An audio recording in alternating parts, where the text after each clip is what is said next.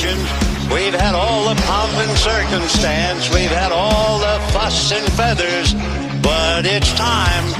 It's time for Dodger baseball.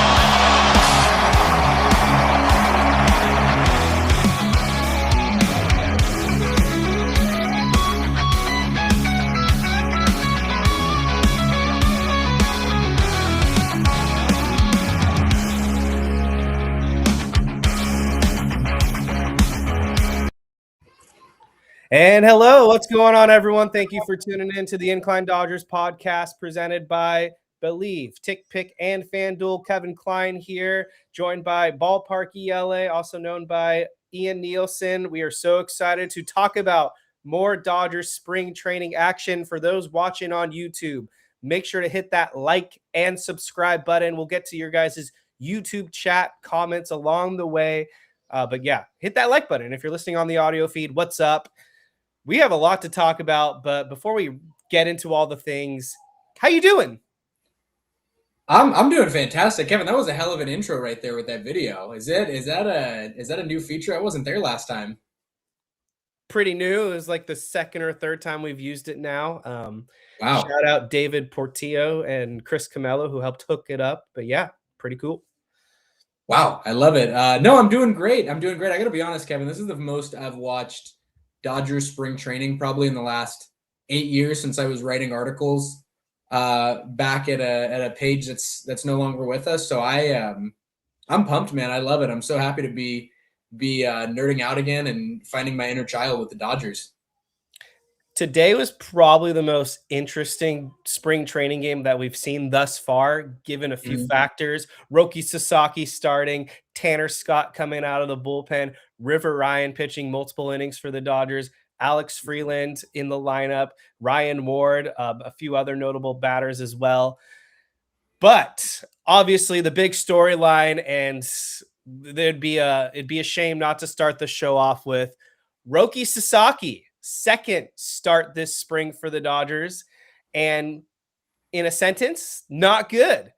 Obviously, we're going to elaborate on more of this second start in a split second.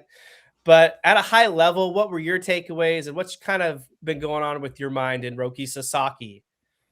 Well, I think there's two camps, and I like to believe I'm in the more optimistic one still. Today's last two starts in spring training in general, not good.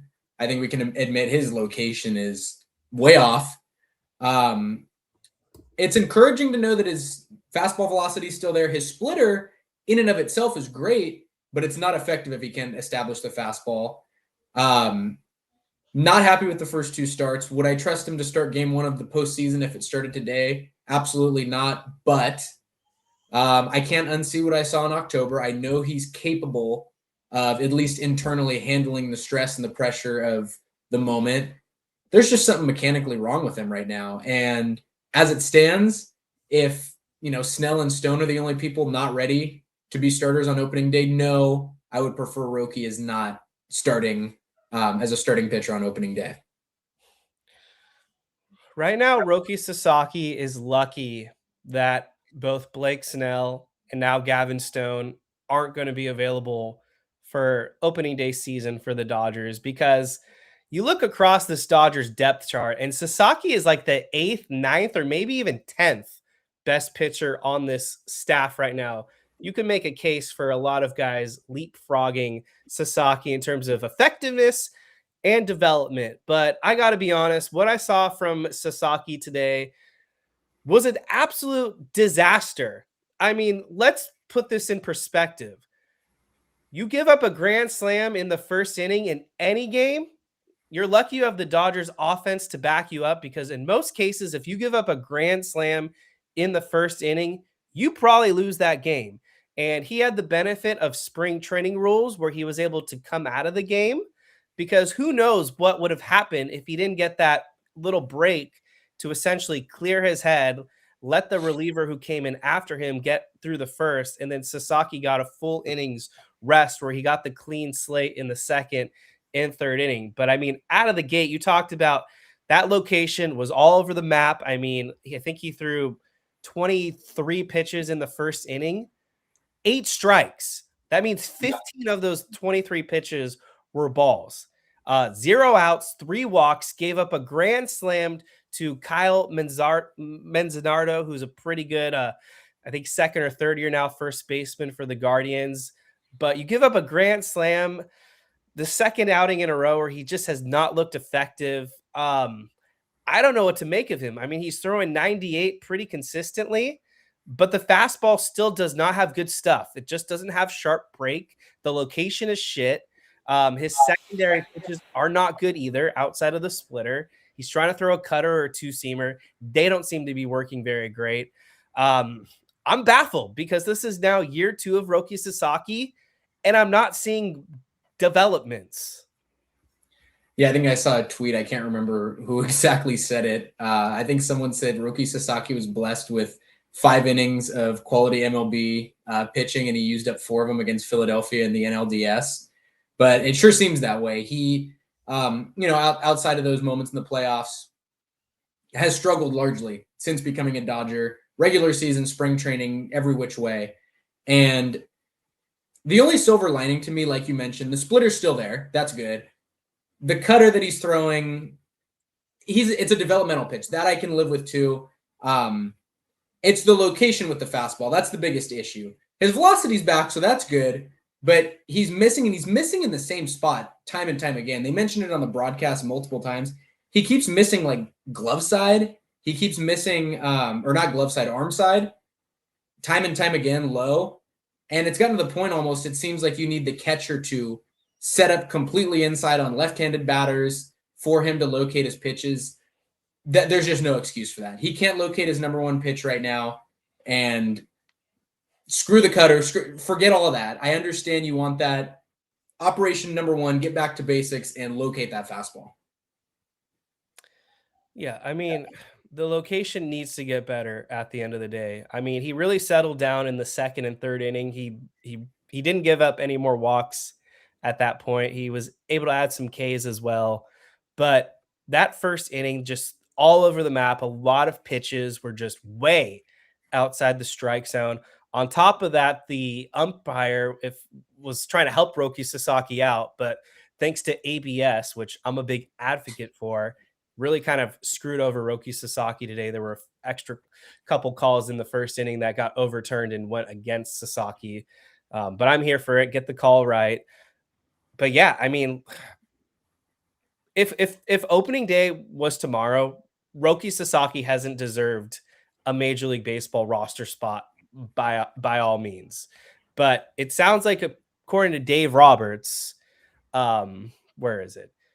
So they're not concerned at all, essentially. He said like 3 times in his quote, no concerns, and the expectation is Roki Sasaki is going to break camp and be in the Dodgers opening day rotation. How do I feel about that right now? Little nervous. I don't think he's going to be very effective, but he's probably got at least 2 more spring training starts to really turn this ship around. But yeah, 2 starts in, not impressed at all. This is the second outing in a row where he's gotten shelled. Yeah, I mean, to counter on the first point, or to kind of hammer in on the first point, this is the same team that this is the same manager that put Michael Conforto in the lineup every day until the playoffs came around, until real baseball really mattered. So I'm not at all surprised that Dave Roberts is saying that. But at this point, I know you mentioned 2 more spring training starts. I mean, at this point, they might as well have just let him go back to pitch for Team Japan and at least feel at home and maybe get some of his juju and swagger back. I understand wanting to monitor him. I understand wanting to keep an eye on him. But, dude, at this rate, from what I've seen, it might as well have just go overseas. Go pitch for Team Japan. Go cross our fingers. Hopefully something works out. Because, like you mentioned, he is not pitching like someone who is deserving of a, starting one of the 5 or 6 starting rotation spots on the Los Angeles Dodgers. It's Mark Pryor, Connor McGinnis, and the rest of the Dodgers pitching development staff to get this thing turned around. I would not let him go to Team Japan, and I'm glad they vetoed that because he needs to get his shit together. Like, you got to figure out the Dodger system. We have a track record of getting so many starters Whether it's reclamation guys like an Evan Phillips, for example, Yency Almonte, the list goes on, or guys in-house. We've made Gavin Stone an effective proven pitcher. We had River Ryan look sharp when he was called up initially, and he's bounced back since Tommy John. We'll talk about him more in a second. Yeah. Emmett Sheehan, like the Dodgers pitching development rarely misses, but for some reason, there just feels like there's this disconnect between Roki Sasaki and the Dodgers right now. And I'm just sick of these Roki Sasaki excuses, to be honest. After the game today, he said his upper body fell off with mechanics. Like, what does that even mean? Your upper body fell off?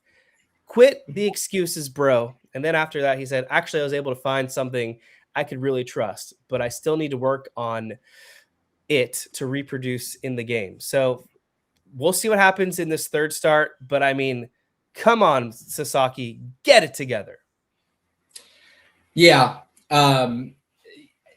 It's funny you would say that with the Dodgers and their development with him, because when you think about it, there hasn't been a lot of Roki Sasaki pitching moments. I mean, there was the start of last season, there was spring training, and now you had the little blip in October. We haven't even gotten half a season's worth at all of Roki Sasaki with the Dodgers. And I think that's the thing for me. There hasn't been enough time. No excuses, but he should be viewed as a prospect still. He's still very much not MLB starter ready. Which is just sad at this point because he was so hyped coming from Japan. He had a few professional seasons already under his belt. Obviously, he had a lot of success pitching for Team Japan in the 2023 World Baseball Classic, and I think that was maybe the first time a lot of people worldwide had their eyes on him. But I mean, as a starter last season, 4.72 ERA, a FIP of nearly 6. And so far this spring training, he's got an ERA of basically 19. Obviously, it's a really, really small sample size. But I'll say it again. I mean, he's lucky there's a few injuries that are just going in his favor right now because Bobby Miller, sorry, I read the comments. Roki Sasaki really has no business being an MLB pitcher right now. Like, if I was the Dodgers and let's say he gets shelled again in the third start, I'm pulling the plug, not for the season, obviously, but for opening day purposes. I don't think sending him to the bullpen is the right move for the short-term future when it comes to Sasaki. You got to send him down to AAA, and you've got to figure this thing out. And like what Moose 1032 hit on in the comments, which is what I talked about, he says this is exactly what Kevin was saying. He doesn't deserve a bobblehead. He needs to prove he's worthy first. Yeah, he's not pitching like a bobblehead worthy pitcher right now. I guess for the way he pitched against Philadelphia in the NLDS and then throughout the playoffs, I can see both sides on that one. There's a ton of guys that actually probably don't need bobbleheads. Had Miguel Rojas not hit the Game 7 home run, he probably wouldn't be someone that deserves one either. But no, I completely agree with you. He does not need to be going to the bullpen in the MLB in April. That's a terrible idea. It's figure it out and be an MLB starter by April or bust. And bust is go to AAA and do not come back up. Do not come back up until you're ready to be a starting pitcher, even if that means Landon Knack comes in when someone's hurt. And on Instagram, we got a question from Mark Styles UK. Potential for Roki to be moved to the bullpen if his season sees more of a similar pattern as last year. They got to just figure this out first with Sasaki and being a starter.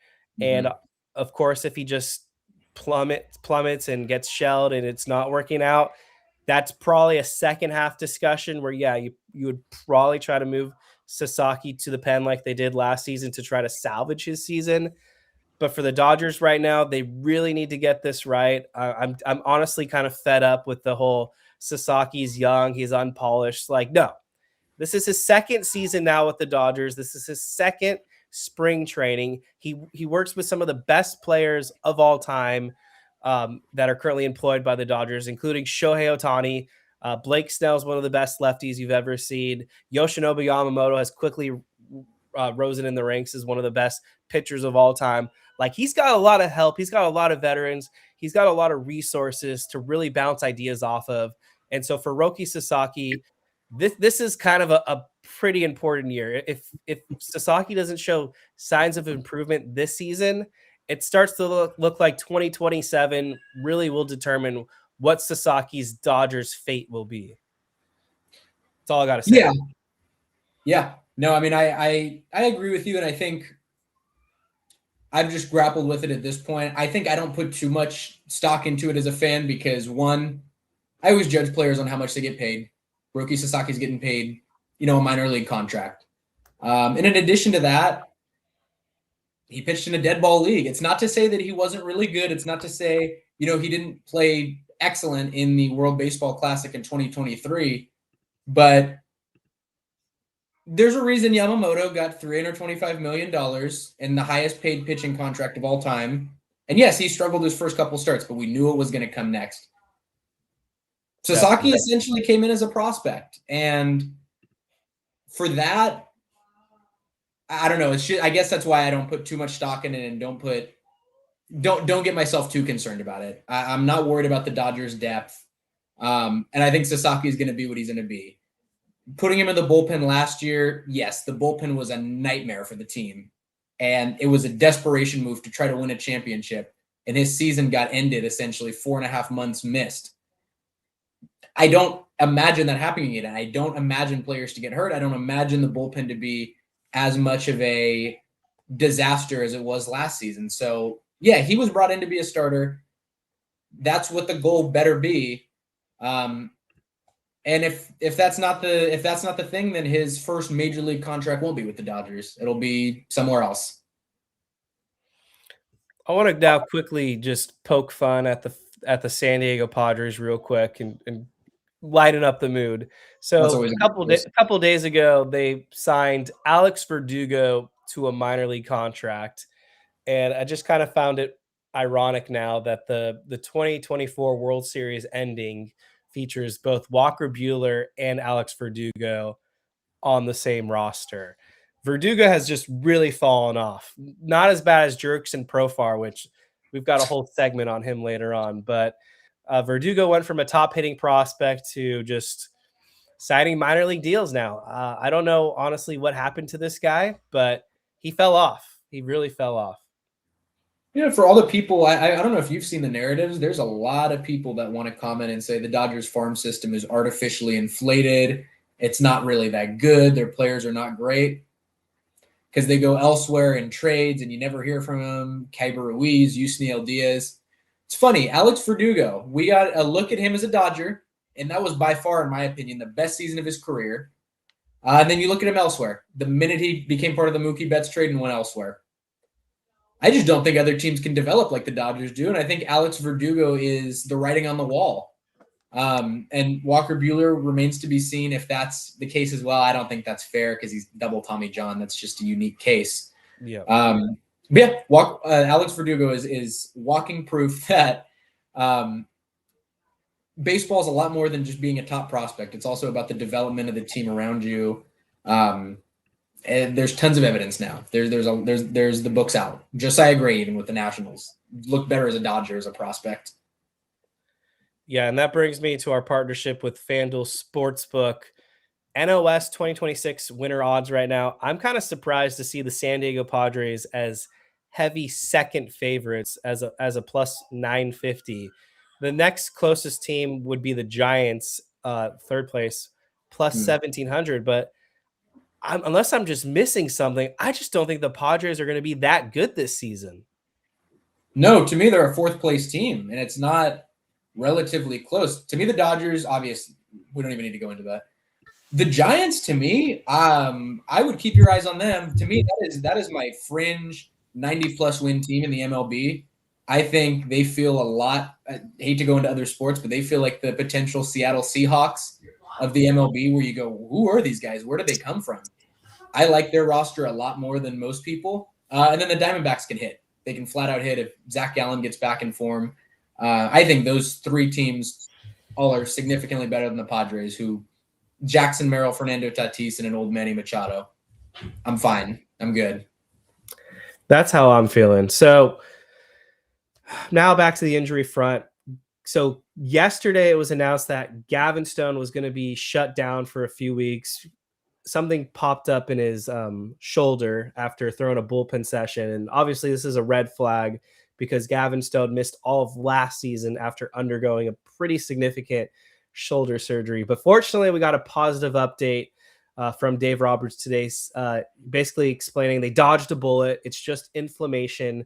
He'll be shut down for a little bit. But right now, kind of big picture here with Gavin Stone. Obviously, an immediate IL candidate. I think and hope he'll avoid the 60-day for now.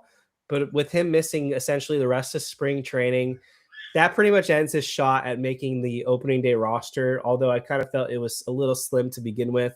But this will put it to bed. Now Gavin Stone will, recover on the IL, likely rehab / pitch in AAA, get himself comfortable and built up for the regular season.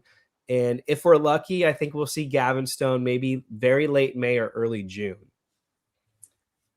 Yeah, I think if we're lucky, I hate to act like anything's traumatizing from last year's news because yes, the Dodgers are back-to-back World Series champions, but I don't know if I can deal with one more of these. We dodged a bullet, or it's not looking all that bad, and then a week later, we find out there's much more serious injury news when Dave Roberts, has a press conference. Right. So I'm not holding my breath on him being a significant part of the Dodgers at least before the All-Star break. But wishing for the best. I'd love to see him back in April.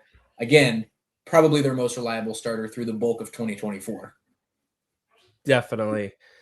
And continuing the subject of young Dodgers starters, it was so good to see River Ryan on the mound for the Dodgers, dotting 98 consistently with his velocity on the fastball today. Got some whiffs with the slider, threw some nasty changeups and cutters. I have put so many chips on the River Ryan table. I think he's going to be arguably the 5th or 6th best starter for the Dodgers when it's all said and done at the end of this season. And Dave Roberts had some really high praise for River Ryan as well. Quoted saying, "I thought he looked like a major league pitcher today and not just a guy with a lot of stuff." So that was encouraging for him to punch out Ramirez on a breaking ball. That's a real hitter. Hopefully that's a confidence builder for him too. I just love River Ryan. Like I just said a second ago, I think he's going to be one of our top starters for this upcoming season. For him, it's probably going to be, somewhat of a learning curve as he gets his mechanics and control in sync. Coming back from Tommy John surgery and taking a full year off is never easy. Do you think River Ryan is going to make the opening day roster, though? Kevin, I think we don't live in a meritocracy if River Ryan doesn't make the opening day roster. I don't know what more this team needs to see. I'd say his odds are better than a coin flip, but I mean, he came back from Tommy John again. We know it's a little bit better of a recovery than a shoulder surgery. So it looks like he's back. I'm not concerned about that. And his stuff is just as impressive as what we saw in 2024 when he came up for a sip of coffee for an espresso shot. He's like you said, punched out Jose Ramirez. He's going up against MLB level talent, and he's holding his own. He put on weight. He's got the size, I think, and durability to maintain being an MLB pitcher through a season. And frankly, I don't want to see him out of the bullpen right now, other than maybe Emmett Sheehan, who I'm also, chips to the middle on. River Ryan deserves to be on the MLB roster. And I think he probably deserves a starting spot if they go to a 6-man rotation. Yeah, I think in terms of deserving, absolutely. What I think will end up happening, though, with the Dodgers, this is the reality. Anyone that usually comes off of Tommy John surgery, they baby them to death. And River Ryan's going to be no exception. The big picture here for a guy like Ryan, they want him pitching at his best and feeling at his healthiest as we get closer to the postseason. So it's kind of unrealistic for them to expect him to make the Dodgers opening day roster, start making starts in April. And unless they just put him on the injured list at some point, very unlikely he's going to make 25 to 28 starts for the Dodgers. My guess is that he starts in the minors and they continue to build him up and work on his mechanics and probably, be somewhat light on his workload. And the minute there's an injury or the minute maybe someone like Sasaki struggles, you give the call to River Ryan, you implement him into the Dodgers rotation, and hopefully he just rides it out for the rest of the regular season. I would expect, given the Dodgers' luxury of riches in the starting staff, Ryan will have some type of lengthening role out of the bullpen. But in terms of the regular season, he should be in the Dodgers starting rotation for probably the foreseeable future. I just don't know if it's going to happen on opening day. Yeah, I don't know exactly. We'll see Emmett Sheehan start, I believe, right, in the coming days. Yeah, we have not seen him yet, which is peculiar. Bit odd, but should everything be fine with Emmett Sheehan? I would agree that now that Sheehan's a year removed from coming back from Tommy John surgery, he should probably be the guy over River Ryan, yes. Because Blake Snell's out, I could see Robleski maybe getting a spot in the rotation. Yep. But I don't hate River Ryan out of the bullpen. I don't hate that. That to me is different than Sasaki out of the bullpen for plenty of reasons, but mostly because the expectations and because where Ryan's at. I think he deserves a chance at being a swingman, though, to start the season. Should there be injuries? Should there be, just a Phantom IL spot? Mm-hmm. I got a swingman for you, but first off, I also believe Justin Robleski is going to be in the Dodgers starting rotation to at least start the season. It really looks like they're trending in that direction anyways, because they let him go 2 innings in a starter role just a couple of days ago, and he got the job done. They're trying to build him up, and then he could probably make 5-6 inning outings, and then once the Dodgers rotation, if it ever gets healthy, then he'll go back to the bullpen and serve as kind of that extra lengthy swingman. But here's how I think the Dodgers bullpen is going to shape up, and I think it's almost a lock now, barring injuries. So my guess is they have 6 starters in the rotation and 8 guys out of the bullpen, because with Ohtani, you get to carry essentially a free pitcher because of the Ohtani rule. So the starters, Ohtani, Yamamoto, Glasnow, Sasaki, asterisk on that one, Sheehan, Robleski. There's your rotation. Bullpen, Edwin Diaz, closer, obviously. Tanner Scott, who looked much better with his command today. Doesn't matter regardless. He's obviously on the opening day roster. Yeah. Blake Trinan, veteran. He's not going anywhere yet. He's on the roster. That's 3. Alex Vesia, arguably their most consistent and best lefty, has been electric in spring training. 4. Jack Dreyer, who really emerged last season as a true high leverage guy, another lefty. 5. It really sounds like, and so far based off his body of work and how they can utilize him, I think Kyle Hurt's making the opening day roster out of the bullpen. Swingman, can go multiple innings, has hard stuff, has really good breaking stuff as well. I think Kyle Hurt's going to make it. I also think because he proved himself a lot last season and because he can be utilized just like Kyle Hurt, Ben Kasparius also makes the opening day bullpen. And last but not least, and he looked really good today, and he's a World Series hero, Will Klein. I think they give him the last spot. That's my 8. I left out Edgardo Henriquez on purpose. He's looked awful this spring training. He had back-to-back outings where he gave up 3 runs in both of them. And then against the Colorado Rockies, yes, it was scoreless, but he gave up a couple base hits. He's kind of undergoing that Pedro Baez, Yimi Garcia mold right now, where they want to believe in this guy, but he's just not getting the job done. I was always a Yimi Garcia believer, that, even more than the Dodgers were. But no, I think Henriquez, I don't know how many candles I have left, man. I can't light a prayer candle every time he pitches. I used him up during the World Series, and he came through. But I'm 100% with you. I like Kyle Hurt a lot. I think he offers a lot more flexibility, which the Dodgers value than Henriquez. I don't get with Henriquez. It reminds me of like early Brewster Gratterall with you can throw 100 plus, but you still get hit around a lot and you don't miss a lot of bats. Yeah. That's concerning to me. That I don't love. Again, I'm not saying it can't be worked through, but would not be counting on him over someone like Kyle Hurt. Kasperius too doesn't seem like a super insanely high ceiling guy to me, but he fits a mold of what I believe to be like a better version of Landon Knack or a steroid version of Michael Grove. Yeah, I definitely agree with all that. And funny enough, I've been making kind of similar comps with Henriquez to Gratterall, where it's like the guy throws 100 plus miles per hour, but for some reason there's just no strikeouts or not enough strikeouts. The strikeout to inning ratio should exceed 1. And so far for Henriquez, it's basically been at or below 1. So he needs to work on getting more whiffs and swings and misses. You can throw as hard as you want, but if you're not getting the strikeouts, it's just not worth it to me. You've seen that with Bobby Miller. You've seen that with Dustin May. You've seen that with Brewster Gratterall. And now you're kind of seeing it with Edgardo Henriquez. So I feel like he still needs a little bit more seasoning. And, you know, just because you don't make the opening day roster doesn't mean you won't have an impact during the season.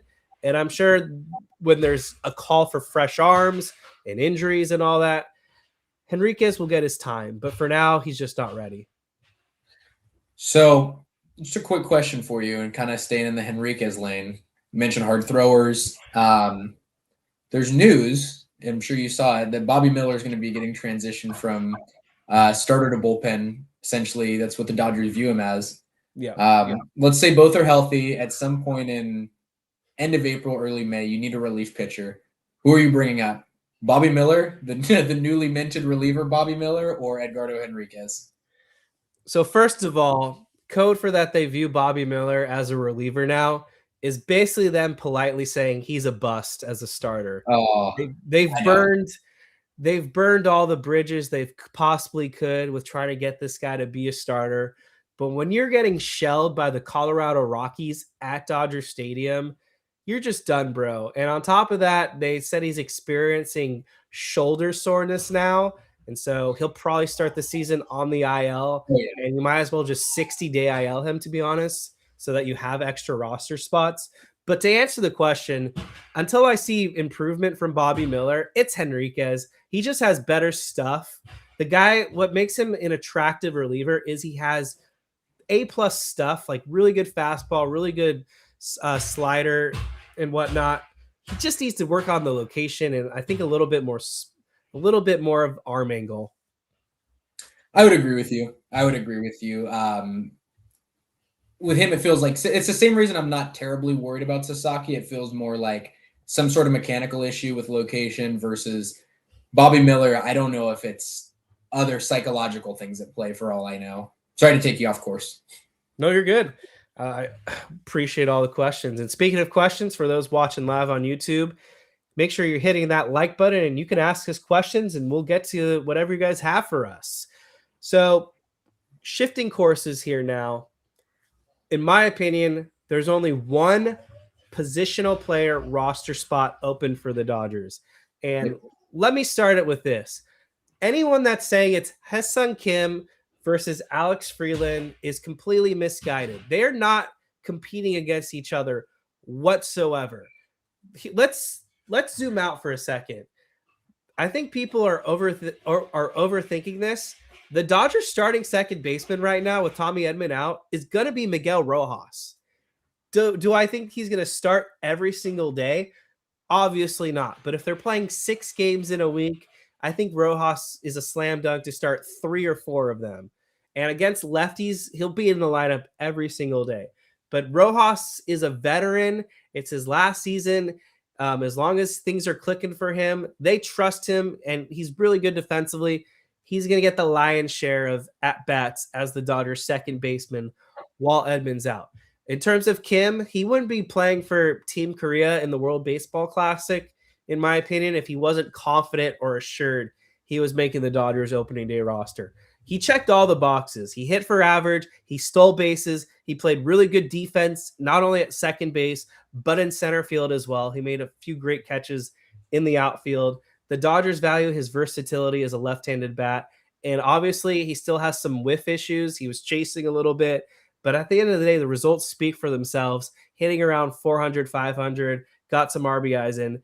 Kim's a slam dunk to make the roster. So that brings us to now Alex Freeland. So with Alex Freeland, the good with Freeland is he has an excellent eye. I mean, you look at his discipline, rarely swings and misses out of the strike zone. Still has a little bit of work to do in terms of pitches in the zone. He will swing and miss at some strikes, but in terms of chasing, he's been super disciplined and he's drawing a lot of walks. Despite only hitting 200 this spring, he's got a 458 on base percentage with 4 RBIs to go on top of that. But I feel like there's a non-roster invite that's really challenging him now for that last spot. And for me, it's Santiago Espinal. But for you, Ballparky, what are you thinking? I know Nick Senzel's kind of in the picture. Maybe there's someone else I'm missing, but what do you think? Well, I mean, no disrespect when I say this, but it's not Michael Ciani. He feels to me kind of like a Justin Dean. I could see him playing some sort of a role as a defensive player, but I would agree with you on the versatility thing with Hee-Sung Kim. It's why I don't think a Ciani or maybe necessarily Alex Freeland playing only infield, only outfield is a slam dunk. I just think the Dodgers value a lot of versatility, and they're obviously missing that with Edman and Kike to start the season. Like you mentioned, Espinal has been excellent for them. I think a lot of people are leaning him to be the guy. I'm personally leaning Nick Senzel because okay. Yeah, I'm going to admit it. I cannot get past the fact that, yes, he was a second overall pick in the MLB draft once upon a time. I believe there's something there. And I think we're seeing it in spring. He can hit. He's versatile. I think he drew, a couple walks today? So similar to Freeland, a guy that can get on base, has a good eye. But to me, it's the versatility he offers. Why I might actually be inclined to lean him over Espinal is, again, tough pick. I'm glad I'm not the one that has to make it. But it's not a battle between Hee-Sung Kim and Alex Freeland. It's Alex Freeland, Espinal, and Senzel. And truthfully, just because of the spot Alex Freeland is in, where I think you mentioned still could work on hitting within the zone. I think his hit tool still at the MLB level doesn't necessarily look like it's to full form yet. I think it's Espinal and Senzel. To me, those are the two guys, and I'm leaning Senzel. I think the upside is just a bit higher. Yeah, for me personally, I don't think Senzel's has done enough yet to really solidify a roster spot. He did hit a home run. He's got 6 RBIs. He does have an OPS over 1,100. But I just feel like for now, they're going to probably stash him in the minors for the short term, unless he really just goes on a hot stretch the rest of the spring. Then obviously that narrative can change. But for me, I am one of those people just heavily leaning Espinal right now. He just feels like the platoon bat they're looking for against left-handed pitching. Lifetime in his career, 291 hitter against left-handed pitching with a 344 on base percentage. He's not a big power guy. He's not going to get you a lot of home runs, but he's an excellent player to platoon with Max Muncy, and you can play him at third base in those situations. But I mean, for Espinal right now, he's hitting 571. He's got a 666 on base percentage. He's driven in a couple runs, over a 1,300 OPS. He's 31. Honestly, like, you can add him to the 40-man roster, allow him on the opening day squad, and if he stinks after a few weeks, really no harm, no foul if they have to DFA him. But I feel like he's kind of earned a spot right now, and with every game, it's getting louder and louder that he deserves that spot.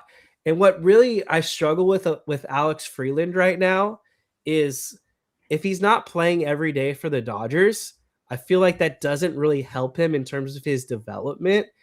And I just don't think, based off his play so far this spring training, he doesn't look like an everyday hitter to me. And I just worry that he's going to get completely overwhelmed. And a few weeks in, he's struggling and they have to send him down. And that just breaks his confidence. Completely agree with you. I think you hit the nail on the head with that, with the analysis of Freeland. It's just not his time yet. He's not ready. I think, truthfully, he probably, between the three of those guys that we mentioned, Senzel, Espinal, and him, he probably has the highest ceiling. I mean, he's only 23, top prospect for a reason. And I just don't think there's any reason to rush him. There's no need for him to be playing every day. Like you mentioned, they've got Rojas. They need their replacement for Kike and Edman. Simple as that. And I think it's still very much a battle. I think it really just depends on who can provide more versatility and who looks better. If Espinal collapses and his offense kind of takes a nosedive, or Senzel, similar thing, isn't hitting, isn't getting on base too. That probably opens up the spot. I think it's them two battling it out.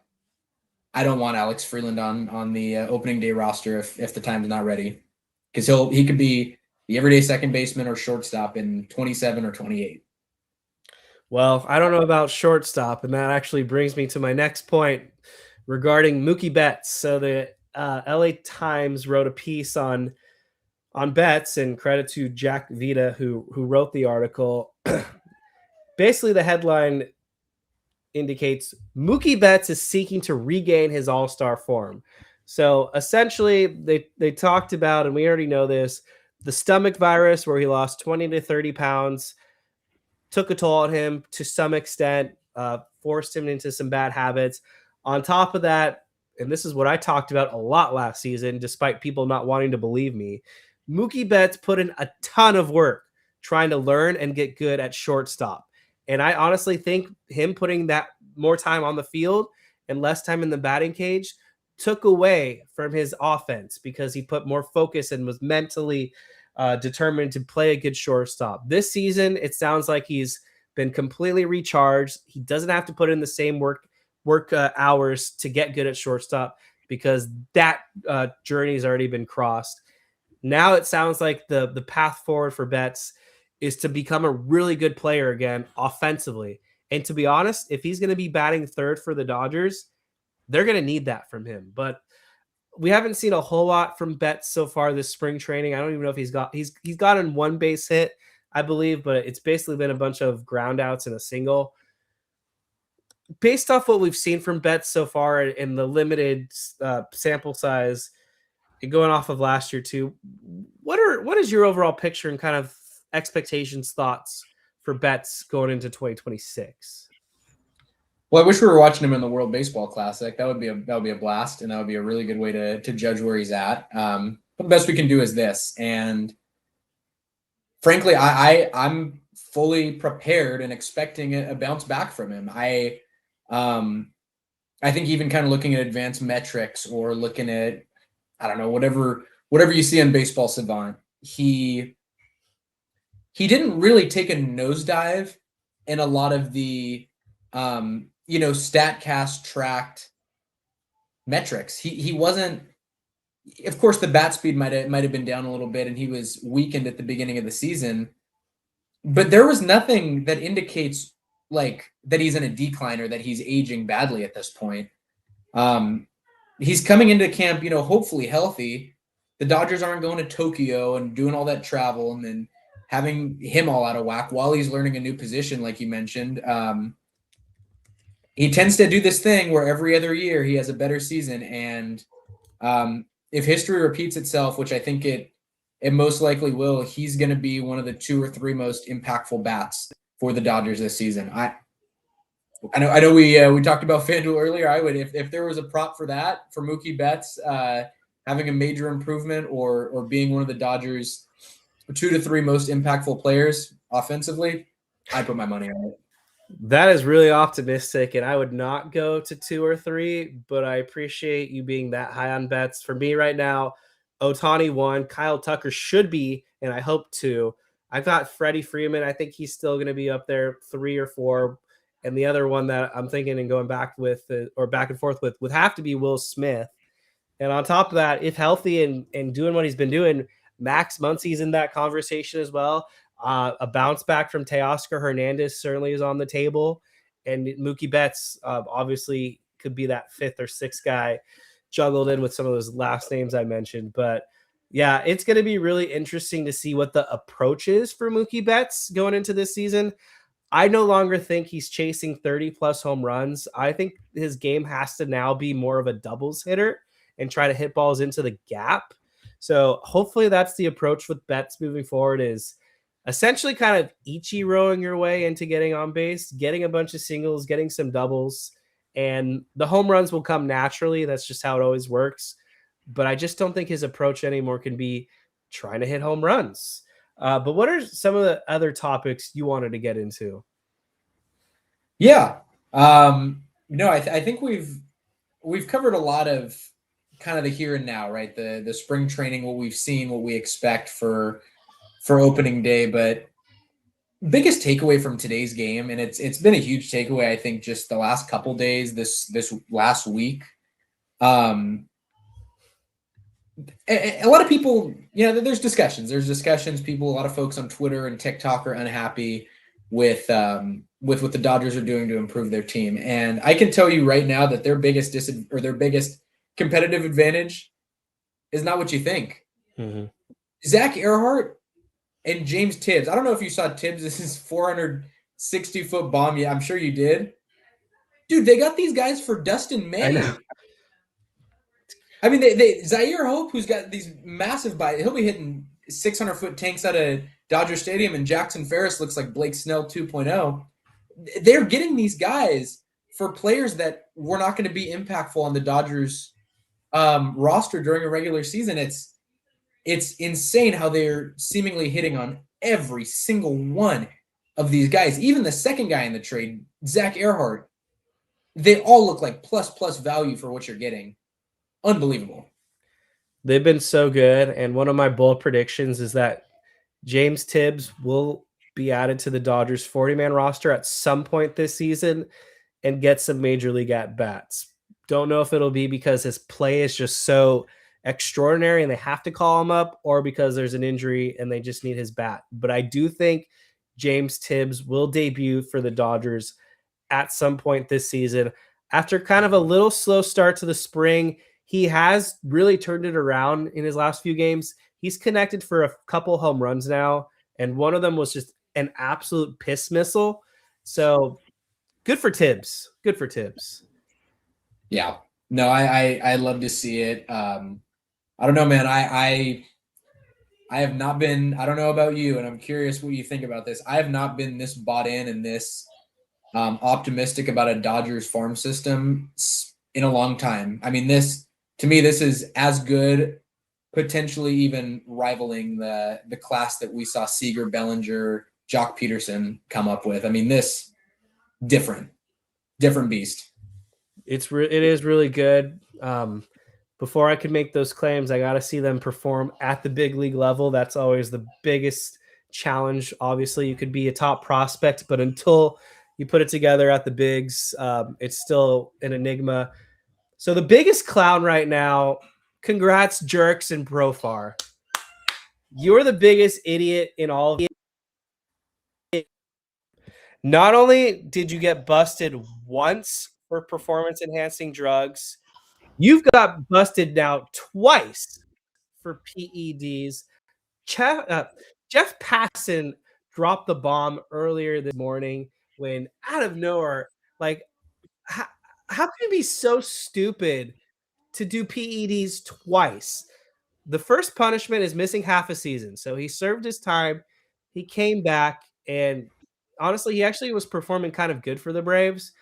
But then you do it again, and that's right, BC, Mr. Irrelevant. He is irrelevant now.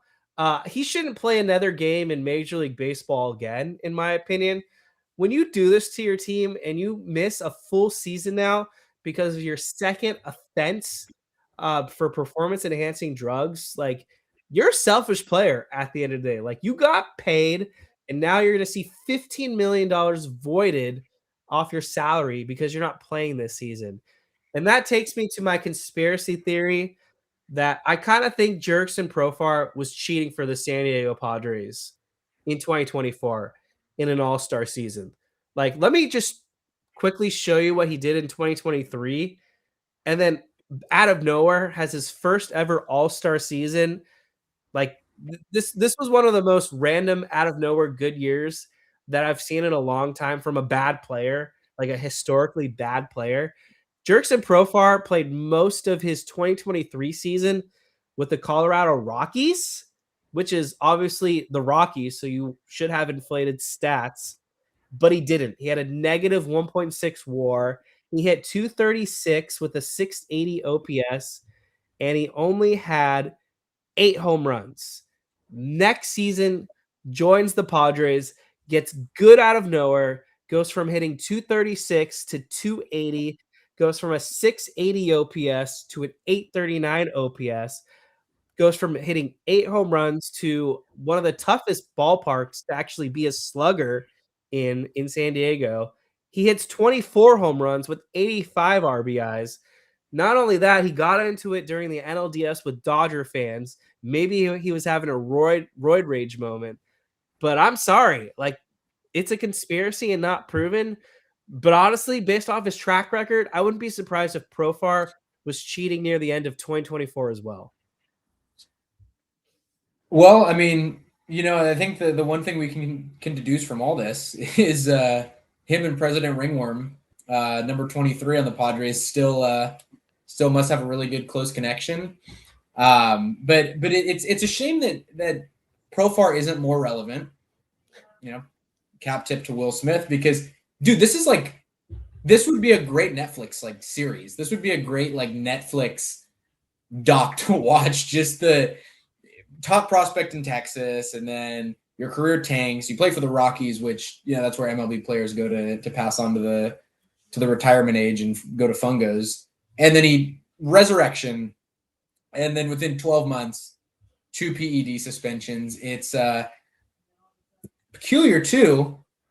Back into their career, go to the Padres, really close in time. Double PED suspensions. Remind you of Robinson Cano possibly too.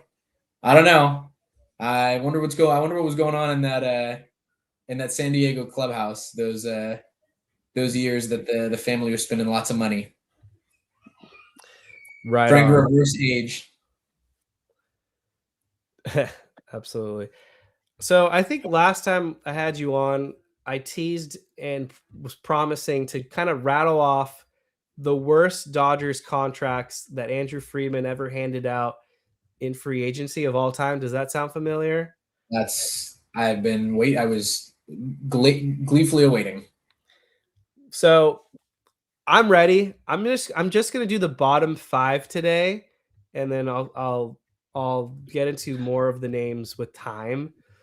But so we'll do the 5 worst. So I guess I should do the best of the worst to the worst to build some more anticipation here.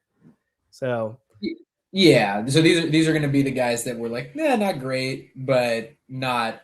No, these are the worst. But this is the bottom 5. Okay, but I'll start with the best of the bottom 5 to the actual worst. So number how do I say this?